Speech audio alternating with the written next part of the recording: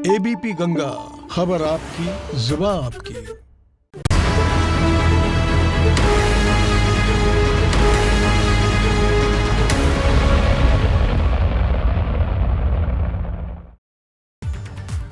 नमस्कार, एबीपी गंगा देख रहे हैं आप। मैं उपदेश। दोपहर के 3 बज गए हैं। वक्त उत्तर मांगे प्रदेश का है। उत्तर मांगे प्रदेश में आज हम बात करेंगे व्यवस्था को खोखला कर रहे उस भ्रष्ट गठजोड़ की जो आए दिन आम आदमी की जिंदगी को नासूर बनाता रहता है।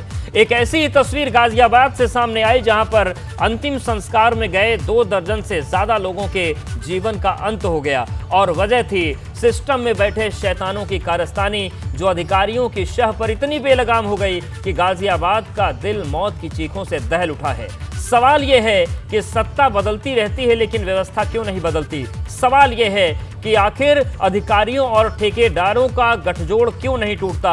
और सवाल यह है कि इस घटना के बाद क्या सूरत बदलेगी।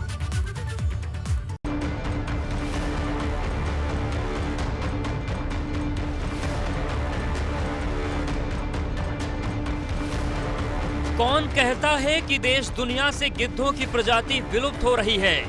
कौन कहता है कि आज के दौर में गिद्ध दिखने बंद हो गए हैं? पंख वाले गिद्ध नहीं दिखते होंगे साहब आपको, पर जरा सरकारी कामकाज में घुसकर देखिए, इनका कुनबा इतना बड़ा है कि व्यवस्था से घिन आ जाएगी आपको। गाजियाबाद के मुरादनगर में श्मशान घाट के लिंटर में जो बदनसीब दबकर मरे, उसका जिम्मेदार निर्माण को कतई मत मानिएगा। ये कारस्तानी उन्हीं गिद्धों की है जो सिस्टम में बैठकर सरकारी योजनाओं को सड़ा देते हैं। 2 महीने पहले ही श्मशान घाट पर यह निर्माण कराया गया था ताकि शवों का अंतिम संस्कार करने आए लोगों को दिक्कतों का सामना न करना पड़े। लेकिन व्यवस्था में विद्यमान शैतानों ने श्मशान में होने वाले निर्माण का पैसा भी खा लिया। अब उसका परिणाम देखिए, बदहवास चेहरे हैं, कोहराम है, न्याय की मांग है और जिंदगी से टूटती आस की तस्वीरें हैं। ये देखिए, ये मृतक परिजन है, ऐसे इनका हाल बेहाल है। आप देख सकते हैं 4 बच्चे। मौके पर एबीपी गंगा पहुंचा तो तस्वीरें हैरान करने वाली थी। जो लिंटर गिरा उसके मलबे में बालू ही बालू दिख रहा था। हालांकि इस घटना के बाद 3 हाकिमों को गिरफ्तार किया गया है, लेकिन सवाल यह है कि क्या ईओ, जेई, सुपरवाइजर के गिरफ्तारी से इंसाफ हो जाएगा? क्या 3 अदनों को सीक्षों में जकड़ने से व्यवस्था सुधर जाएगी? 2 दर्जन से ज्यादा लोगों की जान ले ली और आंकड़ा बढ़ने की आशंका भी बनी हुई है। उत्तर मांग रहा है प्रदेश कि आखिर सिस्टम में बैठे ऐसे कारिंदों का खात्मा क्यों नहीं हो पा रहा है। उत्तर मांग रहा है प्रदेश कि घटना होने के बाद ही कार्रवाई का कोरम क्यों पूरा होता है। उत्तर मांग रहा है प्रदेश कि भ्रष्टाचार की भेंट चढ़ती जिंदगियों के सिलसिले पर कब लगेगी लगाम। और उत्तर मांग रहा है प्रदेश कि मामले पर सियासी बयानबाजी को आतुर आगंतुकों की फौज घटना के पहले कहां गायब रहती है। सिस्टम में बैठे इन गिद्धों के जिंदगी के नोच लेने के बाद ही सबकी नींद क्यों खुलती है? उत्तर मांग रहा है प्रदेश। और सीधे मेहमानों को रुख करेंगे। हमारे साथ आलोक अवस्थी जी जुड़ गए हैं, प्रवक्ता बीजेपी, अनुराग भदौरिया प्रवक्ता सपा, बलराम पांडे हमारे साथ जुड़ रहे हैं और शक्ति भी थोड़ी देर में हमारे साथ जुड़ेंगे। आलोक अवस्थी जी और डॉक्टर अनुराग भदौरिया जी, जिस तरीके की व्यवस्था हमारी सरकारी सिस्टम में बनी है, आज भाजपा की सरकार है तो भाजपा को शर्मिंदा होना पड़ रहा है। और मुझे याद आता है कि ऐसे ही कुछ कारिंदे होते हैं जो हर सरकार को शर्मिंदा करते हैं। लेकिन आलोक अवस्थी जी, सीधा हमला आप पर हो चुका है, आपकी सरकार पर हो चुका है, लेकिन सवाल यही है, इन्हीं कारिंदों को, इन्हीं गिद्धों को तो सिस्टम से बाहर करने के लिए आप लोग आए थे, फिर इनका गठजोड़ क्यों नहीं टूट रहा है कि आम आदमी की जिंदगी को नर्क बनाने में कोई कसर नहीं छोड़ रहे हैं? देखिए, निश्चित रूप से ये बहुत दुखद घटना है और जो तत्कालिक रूप से जो अधिकारी दोषी पाए गए हैं उनको तत्काल रूप से निलंबित करके गिरफ्तार भी कर लिया गया है। उनके खिलाफ सुसंगत धाराओं में मुकदमे कायम किए गए हैं। ठेकेदार को पकड़ने के लिए 5 टीमें लगाई गई है। ये तो जिस व्यवस्था की मैं बात करता हूँ। इसके अलावा आपने देखा होगा कि लगातार हम भ्रष्टाचारियों के, अपराधियों के तमाम कार्य कर रहे हैं जो समाजवादी पार्टी की सरकार में फले फूले बढ़े, जिन्होंने खूब लूटा। आज उनकी संपत्तियां गिराई जा रही हैं, जब्त करी जा रही हैं आपने देखा होगा माफियाओं के कैसे कैसे बड़ी बड़ी बिल्डिंगें जो उन्होंने अवैध रूप से बना के रखी हुई थी, अवैध रूप से धन से संचालित की गई थी। हमने उसको यहाँ तो बिल्डिंग खुद ही गिर जा रही है। हम जो है जितने भी IAS अधिकारी हो या IPS अधिकारी लोगों की मौत उनके खिलाफ भी हमने कार्रवाई करी है। साथ ही अभी कमिश्नर और ADG के जांच दी गई है, उनकी जांच रिपोर्ट आने दीजिए। उसके बाद जो भी और भी 2 लोग दोषी पाए जाएंगे उनके खिलाफ हम सख्त से सख्त कार्रवाई करेंगे। इसमें हम किसी को छोड़ेंगे नहीं, हम घटना की तह तक जाएंगे। ये नहीं, छोड़ना भी नहीं चाहिए, लेकिन सवाल ये है कि भले ही व्यवस्था कितनी बदल जाए पर इन लोगों का गठजोड़ पर असर नहीं पड़ता है। डॉक्टर अनुराग भदौरिया जी, हालांकि पुरानी चीजों पर मैं जाना नहीं चाहता था, लेकिन अचानक से मुझे भी याद आ गया कि 2016 में कानपुर में पुखराया में एक रेल हादसा हुआ था, बड़ी संख्या में मौतें हुई थी और वहां पर लोगों से कफन के नाम पर वसूली हो गई थी। तो ये गलती किसी सरकार की नहीं होती, लेकिन ये जो गंदे लोग हमारे बीच हैं, हमारे सिस्टम में हैं, ये आखिर किसी से क्यों नहीं संभल पाते हैं सर? ये लाइलाज क्यों है?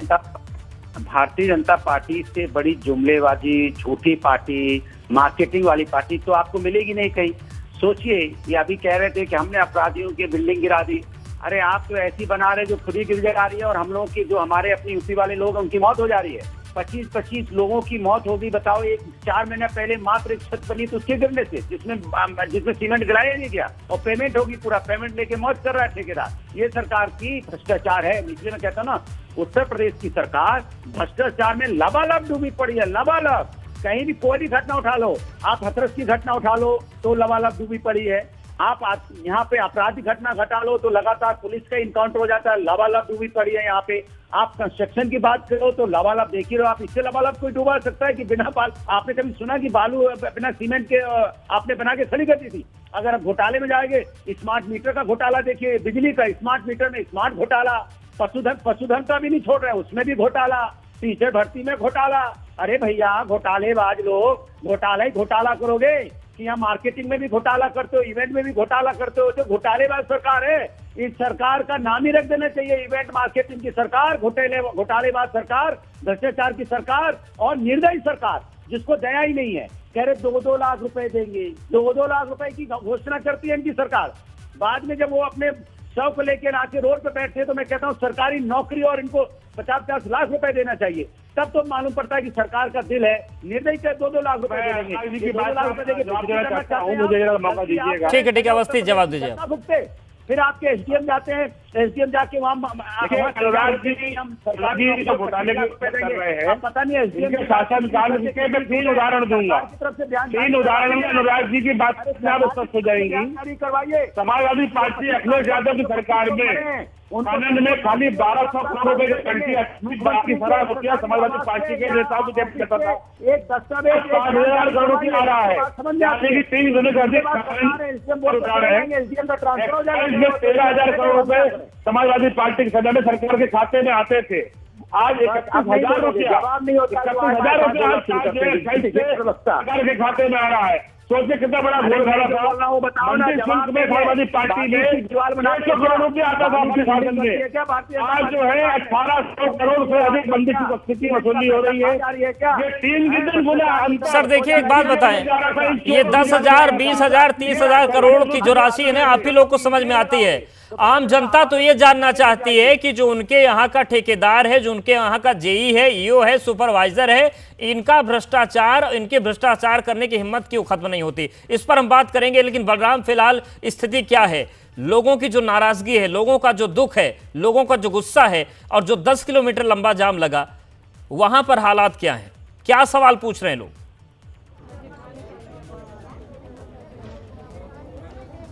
देखिए अवधेश, लगातार जो पीड़ित परिजन हैं वो आक्रोशित है और उनका साफ तौर से कहना है कि जो ये हादसा हुआ है वो बेहद दुखद है। इसकी जितनी निंदा की जाए वो कम है और यही वजह है कि वो सरकार से अब मांग कर रहे हैं कि उन्हें उचित मुआवजा दिया जाए, उनके परिवार के एक सदस्य को नौकरी दी जाए, क्योंकि उनके परिवार का पालन पोषण करने वाला अब कोई नहीं है। जो इकलौता कमाने वाला था वो भ्रष्टाचार की भेंट चढ़ चुका है और उसकी मौत हो चुकी है। तो कहीं ना कहीं जो परिजन है वो आक्रोशित हैं और इस वक्त हम अवधेश उसी शमशान घाट में मौजूद हैं जहां पर कल सुबह लगभग 11 बजे भरभरा कर जो लेंटर था वो जमींदोज हो गया था और 38 लोग उस लेंटर के नीचे तब गए थे, जिसके बाद एनडीआरएफ की टीम मौके पर पहुंची थी और 38 लोगों को 3 घंटे के रेस्क्यू ऑपरेशन के बाद निकाला गया था। 18 लोगों की मौके पर ही मौत हो गई थी और उसके बाद जब उन्हें अस्पताल में भर्ती कराया गया था तो 7 लोगों की उपचार के दौरान मौत हो गई। यानी कुल मिला के 25 लोगों की अब तक मौत हो चुकी है। 13 लोग अभी भी जिंदगी और मौत से जूझ रहे हैं। लेकिन जो मटेरियल लगाया गया, जो निर्माण कार्य हुआ, वो कहीं ना कहीं सवालों के घेरे में है। आप देख सकते हैं ये सिर्फ रेत ही रेत दिखाई दे रही है और जो लेंटर था यही वजह है कि रेत का बना हुआ था, जिसकी वजह से वो भरभरा कर गिर गया और जो सरिया लगानी चाहिए थी, जो सीमेंट लगानी चाहिए थी, वो कहीं ना कहीं कोताही की गई और यही वजह है कोताही की गई। और आप पर आपके पास आएंगे बलराम, तस्वीरों को और देखेंगे। गाजियाबाद से ही जो परिजन हैं मृतक के, उनमें से कुछ लोग हमारे साथ जुड़े हुए हैं और ये जो दुख का वक्त है, हालांकि उस दुख को आप ही लोग महसूस कर सकते हैं, लेकिन अब किस तरीके से आप लोगों की न्याय की आशा, आप क्या चाहते हैं, किस तरीके से आपको ये महसूस होगा कि आपको न्याय मिला?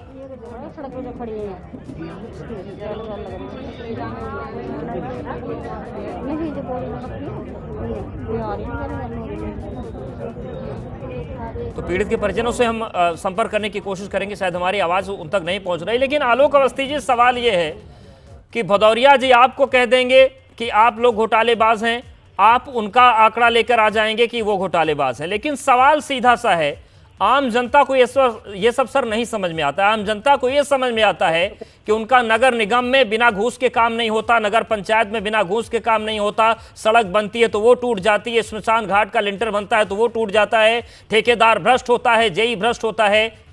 सर ये भ्रष्टाचार कब खत्म होगा? जनता इससे परेशान है। ये 10,000 20,000 करोड़ मत सुनाइए किसी को, उन्हें नहीं समझ में आता। देखिए पहली अवस्थी जी जवाब लेते आते हैं भदौरिया जी। उत्तर प्रदेश की जनता को सरकार भदौरिया जी आते हैं, आपके पास भी आएंगे भदौरिया जी। भुगत रही है किसान मामले में। देखो जनता सजा भदौरिया जी, समय मेरे को मिला है, आप शांत रहेंगे, आपके बारे में बोल दीजिएगा। ये गलत कंस्ट्रक्शन ठीक है, के बारे में बोलते हैं, इस बात ठीक नहीं है। इसके अंदर दबके मारे जाते हैं। ठीक है भदौरिया जी आते हैं आपके पास, एक बार अवस्थी जी से जवाब ले लेते हैं, आते हैं आपके पास अवस्थी जी। काम करते हैं भैया, उससे सिर्फ मौत। अवधेश जी ये चुपचाप ये बोलते रहेंगे, नॉन स्टॉप बोलने वाले लोग हैं, इनको मालूम नहीं है कि किसने रोकना है, कब चाहे वो बोलना है। ठीक है, ये अराजकता पहले भी करते थे, आज भी कर रहे हैं। ठीक है, आप ये बताइए सर, अधिकारियों का और ठेकेदारों का गठजोड़ क्यों नहीं टूट रहा? अवस्थी जी, भदौरिया जी थोड़ा सा एक रिएक्शन ले लें दीजिए, आते हैं आपके पास। हमने जो है कमिश्नर और एडीजी के उसमें जांच बैठा दी है। नहीं, आज बैठा दी ना सर, क्यों नहीं टूट रहा है गठजोड़? पहले क्यों नहीं टूटा? क्या 25 मौतों का इंतजार था?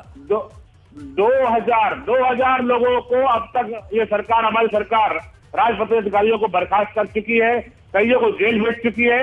ये सरकारी कर्मचारी थे जिनको हमने जेल भेजा है, जिनको हमने जबरन रिटायर किया है, जिनकी संपत्ति से हम मस्ती कर रहे हैं, ये वही लोग थे जिस तरह के आज ये ढांचा गिरा है, जिन्होंने किस तरह से बेईमानी करके करवाया था।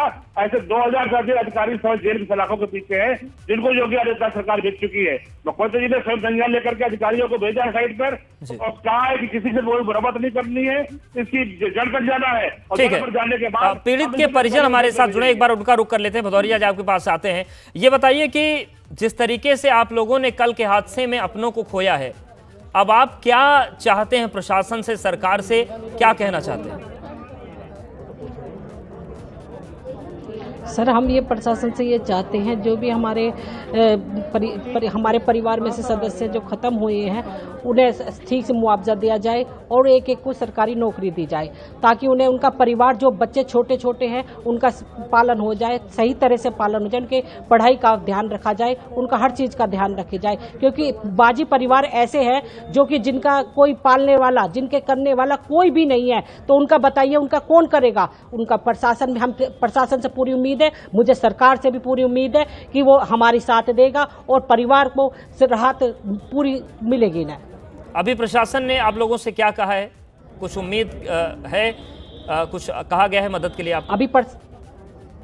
अभी प्रशासन से बात चल रही है, परिजनों की बात चल रही है, लेकिन अभी तालमेल नहीं खा पा रहा है।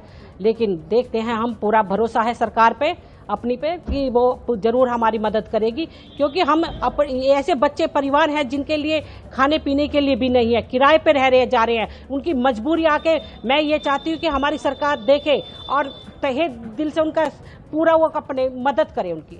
ठीक है, अनुराग भदौरिया जी, देखिए कोई भी सरकार हो वो नहीं चाहती कि उसे इस तरीके की बदनामी झेलनी पड़े। और आपकी भी जब सरकार थी तो बहुत सारे अधिकारियों और ठेकेदारों पर कार्रवाई हुई है, मुझे अच्छे से याद है।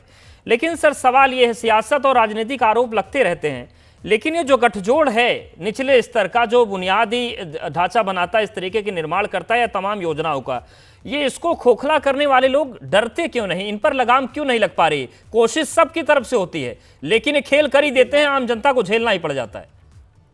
मैं अवस्थी जी को एक अपने मेरे मित्र हैं तो उनको मैं राय देना, मैं समझता हूं कि राय दे देनी चाहिए, मित्रों को राय देनी जरूरी होती है। वो कह रहे हैं कि 2000 लोगों को हमने सस्पेंड किया, इतने लोगों को हमने ये किया। मैं तो उनसे यही कहूंगा, पूरी सरकार ही जब भ्रष्टाचार में है, खून ही खराब हो गया है, ये सरकार बदलोगे जड़ से, जो कह रहे हैं जड़ से मिटाएंगे, ये सरकारी जड़ से मिट जाएगी 2022 में, तभी करप्शन खत्म होगा। जब पूरी बॉडी में कैंसर फैल गया है तो फिर आप समझ सकते हैं ना, पूरी सरकार में ही पूरी तरह से यहाँ पे करप्शन फैल गया है, तो अवस्थी जी सरकार हटानी पड़ेगी, तभी ऑपरेशन सरकार का करना पड़ेगा। आप भी इसमें आहुति दीजिए, आप भी शामिल होइए, तभी जाके को भला हो पाएगा जनता का, तभी जनता को नई सरकार मिलेगी, नए काम करप्शन है, बच्चों के साथ भी अन्याय हो रहा है, किसानों के साथ भी अन्याय हो रहा है, जनता के साथ भी अन्याय हो रहा है, बेरोजगारों के साथ भी अन्याय हो रहा है, कोरोना काल से लोगों की मौतें हो रही हैं, सब लोग आपस में आत्महत्या करने पे यहाँ बिजनेसमैन मजबूर हो गया है। आखिर सरकार किसके लिए काम कर रही है, ये समस्या है ना। तो करप्शन तो समाज के हर व्यक्ति के साथ अन्याय हो रहा है, इसलिए सरकार बदलनी जरूरी है। सारे लूटने का है, फाइल में पैसा होता वजन होता है, अभी वही फाइल इनके जमाने में पास होती थी। आज कोई फाइल, आप कोई भी फाइल आए इस समय, कोई भी सरकार आए, यूपी योगी सरकार ईमानदारी से काम कर रही है और भ्रष्ट अधिकारियों को जेल भेज रही है, ऐसे भ्रष्ट राजनेताओं को जेल भेज रही है, गुंडों को जेल भेज रही है और गुंडों की संपत्ति करके उसको अंत में नियुक्त कर रही है। ये सरकार कार्रवाई कर रही है। ये तो गुंडों के साथ खड़े होते थे, कानून देखते थे, तो ये तरह की सरकार थी उस समय। बताइए कहीं बालू की छत बनती है? पहली सरकार है। अरे भाई पूरे बालू खा गए आप लोग, तो 1200 करोड़ रुपए खाली शासन में खाते में आता था, आज 3000 करोड़ से अधिक में रुपया आ रहा है। देखिए सर, आप दोनों से मेरी यही विनती है कौन लेगा भैया कि ये सियासी आरोपों की जगह अगर हम जड़ पर बात कर लें तो जनता का भला हो जाएगा। सर ये 12,000-14,000 करोड़ की जो बातें होती है ना, ये जनता नहीं समझना चाहती। जनता ये जानना चाहती है कि ऐसी छतें गिरनी कब बंद होगी, ऐसी घटनाएं होनी कब बंद होगी, जब लोग बेमौत न मारे जाए। यहाँ पर वक्त एक बहुत छोटे से ब्रेक का है, ब्रेक के बाद आएंगे। तो हमारा सवाल यही है कि ये जो स्थिति बनती है, जो गठजोड़ है भ्रष्टों का, ये कैसे टूटेगा, कब टूटेगा? फौरन हाजिर।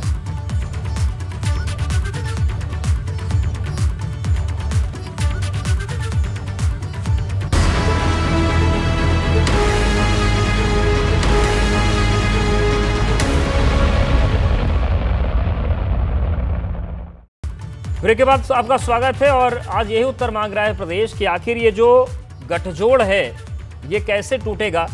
अनुराग भदौरिया जी, सवाल ये भी है कि हम अगर इस सरकार की बात करें, चूंकि बार बार सरकार की बात हो रही है, अखिलेश यादव जी ने भी कहा कि शमशान घाट का पैसा सरकार खा गई, चाहे आईपीएस मणिलाल पाटीदार की बात करें, बिकरू कांड की बात कर लें, या फिर आपके दौर में यादव सिंह की बात कर लें, नीरा यादव की बात कर लें, ऐसे गंदे लोग हर सरकार में होते हैं जो पूरी सरकार के सामने नाक कटाई की स्थिति खड़ी कर देते हैं। मेरा सवाल और बेसिक सवाल हमारा आज का ये है, ऐसे लोग सिस्टम से बाहर कब होंगे? ऐसे लोगों का मनोबल कैसे टूटेगा? सर सियासी आरोप लगते रहेंगे। देखिए, मैं आपको बहुत सही बात बता रहा हूं। ये भारतीय जनता पार्टी को आप अच्छी तरह जानते हैं, ये शमशान घाट की राजनीति कर रही थी। अब जिसकी राजनीति कर रही थी उसी को सुरक्षित नहीं कर पाती, वही घोटाला कर देती है। सोचो आप, जनता की राजनीति कर रही थी, हम आएंगे, अच्छे दिन लेके आएंगे। आज हालत क्या करती है कि पूरे देश के अंदर बेरोजगारी फैला दी। ये अपनों को धोखा दे रहे हैं, हिंदुस्तान को धोखा देते हैं, हिंदुस्तानियों को धोखा देते हैं। बात पाकिस्तान की करेंगे, बात करेंगे, धोखा अपने लोगों को देंगे। बताइए शमशान घाट पे भी बताओ भला, शमशान घाट का जहाँ लोग परेशान रहते हैं या अच्छी जगह जाते हैं, वहाँ का पैसा समझता हो ना, या शमशान घाट की तरफ से क्या आपको बराबर परेशान हो रही है। आदमी परेशान होता है, शमशान घाट पे जाता है, और शमशान घाट में भी अगर करप्शन होने लगेगा तो बताइए आदमी कहाँ जाएगा? मैं आपको पूछना चाहता हूँ, इस तरह की बातें भारतीय जनता पार्टी की सरकार में हो रही है। मैंने आप पूछिए, आप देखो हाथरस के कैसे बचाने की कोशिश कर रहे थे, हाथरस में इतना बड़ा हादसा हो गया था, तब भारतीय जनता बचाने की कोशिश कर रही थी। तो भारतीय जनता पार्टी जहाँ रहेगी वहाँ करप्शन रहेगा, वहाँ अत्याचार होगा, वहाँ देश के लोगों के साथ अत्याचार होगा, अन्याय होगा। इसलिए देश की बात नहीं करते, देश के लोगों की बात नहीं करते। हमारे साथ पीड़ित परिजन परिजन भी मौजूद हैं, उनके पास चलते हैं। ये बताइए कि आपने कहा कि प्रशासन से आप लोगों की बात चल रही है, उम्मीद है कि चीजें बेहतर होंगी, लेकिन जिस तरीके की राजनीतिक बयानबाजी हो रही है उससे क्या लगता है कि व्यवस्था बदलेगी? मामला केवल 25 लोगों की जान जाने का नहीं है, अगर व्यवस्था नहीं बदली तो आगे भी चीजें होती रहेंगी, पर जो बयानबाजी होती है उससे आप लोग को लगता है क्या कि हालात बदल सकते हैं?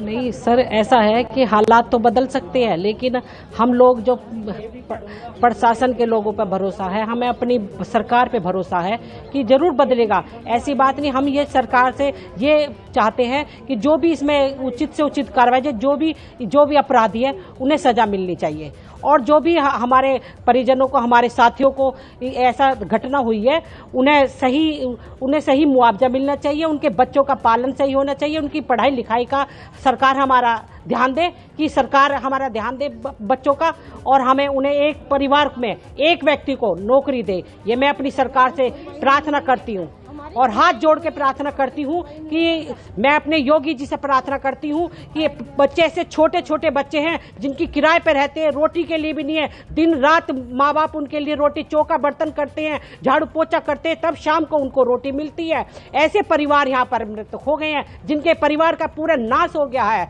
हमें सरकार ये से प्रार्थना करती हूँ कि ऐसे को जो अपराधी हैं उन्हें सजा मिलनी चाहिए, और हमें प्रशासन से, अपने सरकार से पूरा भरोसा है कि जो भी कार्रवाई उचित से उचित कार्रवाई की जाए, और जो परिजन पीड़ित है उन्हें सही मदद दी जाए। ठीक है बलराम, जो ठेकेदार फरार, जी ठीक है, अवस्थी जी बात पूरी। अवधेश जी, मैं अपनी बहन से एक बात कहना चाहता हूँ, हम किसी भी इनको छोड़ेंगे नहीं, राष्ट्रीय सुरक्षा कानून लगाएंगे इनके ऊपर, और मुख्यमंत्री योगी आदित्यनाथ गरीब परिवारों के साथ में है। परिवार कैसे वापस आएगा, आदमी कैसे वापस आएगा, फिर यही घटना घटेगी दोबारा, फिर यही बोलोगे कि आप किसी को बख्शेंगे नहीं, कोई छोड़ा नहीं जाएगा, सबको ये कर देंगे वो कर देंगे, तो आप 4 साल यही तो रट रहे हो कि कोई नहीं छोड़ा जाएगा, इनकी संपत्ति कैसे कोई नहीं छोड़ेगा, चोरी करी है, फिर कैसे कोई छोड़ेगा, लगातार आप छोड़ना पकड़ने का बोलते रहते हो, घटना होती रहती है। भारतीय जनता पार्टी पर विश्वास है, एक कार्यकर्ता के रूप में मैं भी काम करती हूँ, भारतीय जनता पार्टी के साथ कदम से कदम मिला के चाहती हूँ, और मुझे न्याय मिलना चाहिए। लेकिन बलराम ये बताइए आप कि जो ठेकेदार फरार था, क्या वो पकड़ा गया? उसको पकड़ने के लिए क्या कुछ हो रहा है? और जो नाराजगी थी लोगों की, जो जाम लगाया गया था, वो खुला या नहीं खुला? देखिए, जाम अभी भी परिजनों ने लगा रखा है, और उनका साफ तौर से कहना है कि जब तक उनकी मांगे पूरी नहीं होंगी तब तक वो 100 हाईवे से नहीं हटाएंगे। लेकिन लगातार गाजियाबाद पुलिस की टीमें दबिश दे रही हैं जो आरोपी ठेकेदार है उसकी गिरफ्तारी के लिए। लेकिन अवधेश, सवाल अभी भी यही है कि क्या ईओ और जूनियर इंजीनियर और सुपरवाइजर की गिरफ्तारी से यह पूरा मामला खत्म हो जाता है? उन बड़े बड़े अधिकारियों पर कार्रवाई कब होगी जिनकी सरपरस्ती में ये ठेकेदार पनपते हैं, जिनकी सरपरस्ती बिल्कुल अहम सवाल यही है, टेंडर दिया जाता है, जिनकी सरपरस्ती में ये पूरा अपराध पनपता है, ये जो मौत की लंका गढ़ी जाती है, क्या उन पर शिकंजा कसा जाएगा? ये भी उत्तर मांग रहा है प्रदेश। आप सभी का बहुत शुक्रिया हमारे साथ जुड़ने के लिए। उम्मीद करते हैं कि यहां से एक नए सिरे से विचार विमर्श होगा और उस जड़ पर वार करने की कोशिश होगी जो आम आदमी की जिंदगी को बार बार नासूर बनाती है और मौत के मुंह में धकेल देती है। उत्तर मांगे प्रदेश में फैला लेता है।